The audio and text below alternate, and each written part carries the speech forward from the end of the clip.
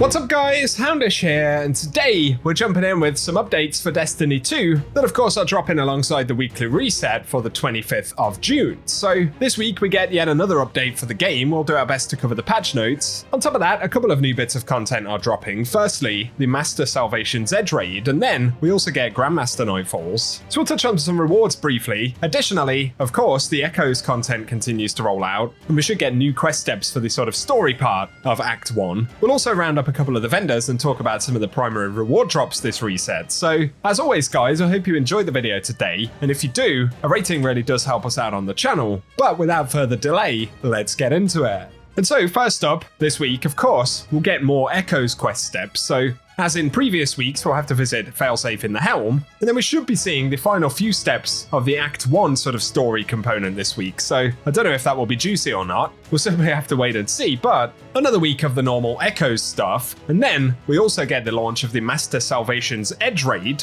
So for all the sweaty raiders out there, if you're not sweaty now, you will be once you jump into that one, no doubt. As I imagine it's going to be fairly difficult, but of course it does give access to Adept Raid weapons, and there are a couple of additional Triumph drops, some exotic items like the Ghost Shell and the Sparrow. So let us know if you're thinking about jumping into that one. Otherwise though, Grandmaster Nightfalls are also launching this week. So the first Grandmaster will be the Glassway, and as far as we know, Azumi RR4 should be the featured weapon this week, which means we should get the Adept variant as well. And so those are the bits of content that we know about ahead of time, and let us know what you're planning to jump into. Next up though, let's talk about the update that we've had today, and this is patch 8005. Firstly, for the Crucible, they say they fixed an issue where the incorrect expansion was required for Trials of Osiris, and an issue where trace rifles had an incorrect amount of ammo at the start of a match. Then, for the campaign, they say an epilogue option is now available in the difficulty selection menu for Excision, where players can rewatch the Excision and cinematics without replaying the activity.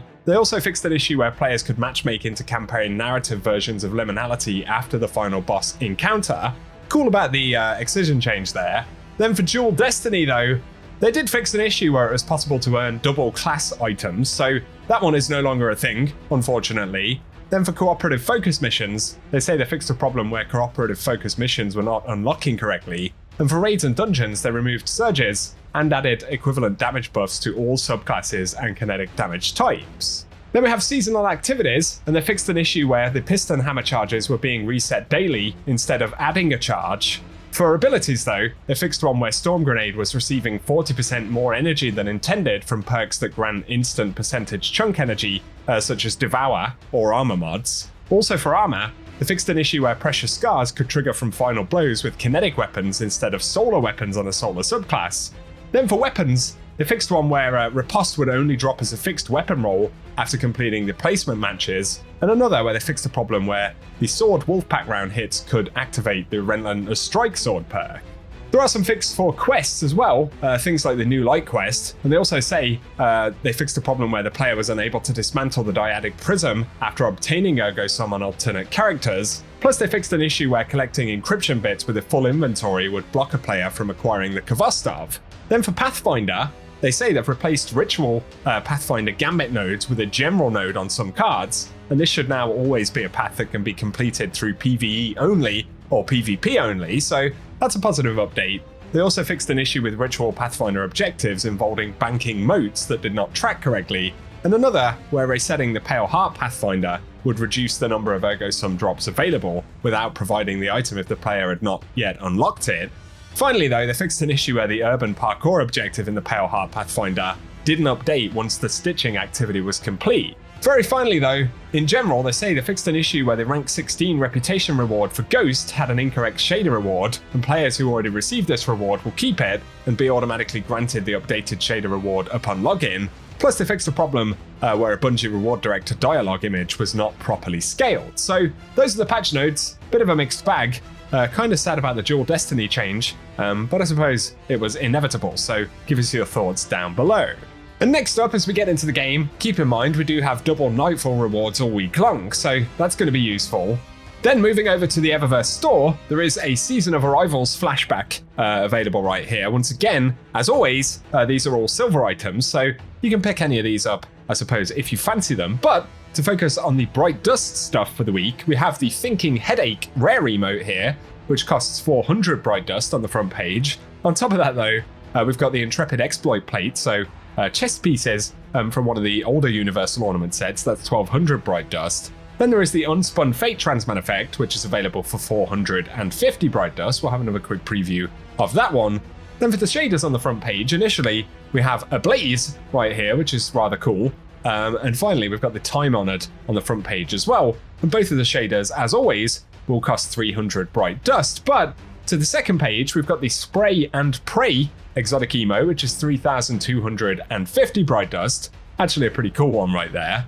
Additionally, there is the Crab Core legendary emo, which is 700 Bright Dust. If you fancy rocking out in different fashion right there. Then we've got the Prometheus OSP exotic ship, which is 2,000 Bright Dust this week. Have a quick look at that one. Additionally though, there is the Terran Sidecar, which is available for 2,500 Bright Dust. A rather curious looking thing.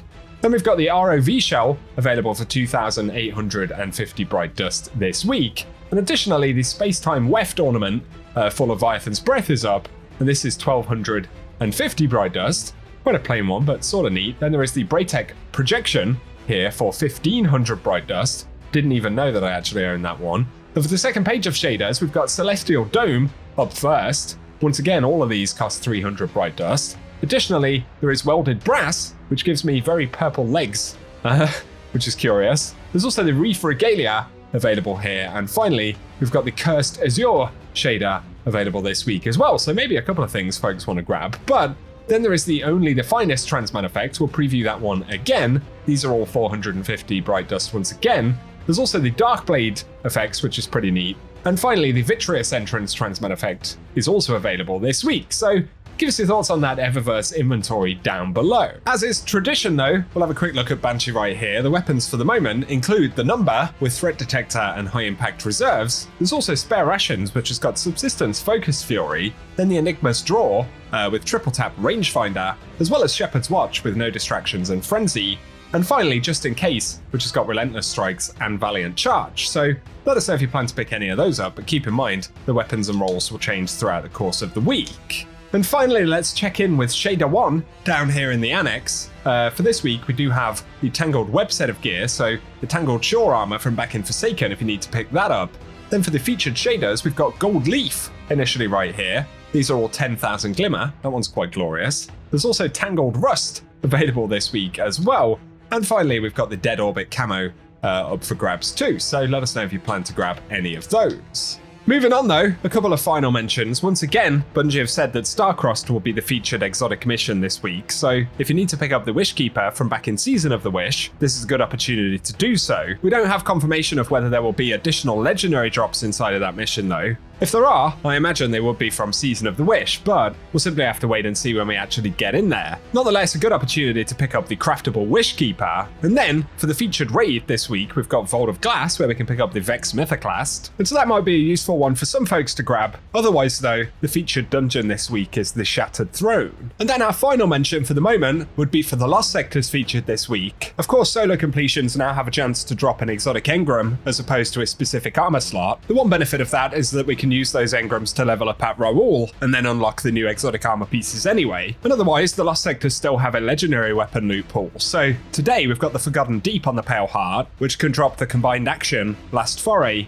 Parabellum, and Old Sterling. June 26th will be Perdition on Europa, which can drop Geodetic, Glissando, Heliocentric, and the Mikado. Then on June 27th, it's Bunker E15 on Europa, where we can get the Crux Termination, Nox Perennial, PSI Hematic, and Rossarago. From there, the 3 days of the weapon pool just rotate, but June 28th is Concealed Void on Europa, with June 29th being the Conflux on Nessus. Then we'll get Thrillerdrome on Neomuna for June 30th, and for July 1st, it'll be Hydroponics Delta on Neomuna. And so that's the Lost Sector rotation for the week, guys. And for today, that's what we have to round up in this reset vid. So, as always, I hope this one has been useful, and if it has, a rating really does help us out below. Also, get subscribed to the channel if you want to see more Destiny content. I'm sure there'll be plenty more to talk about in the coming weeks, so you can also turn on notifications by hitting the bell icon down below. Otherwise though, thanks as always for tuning in, and I hope you guys have an awesome day.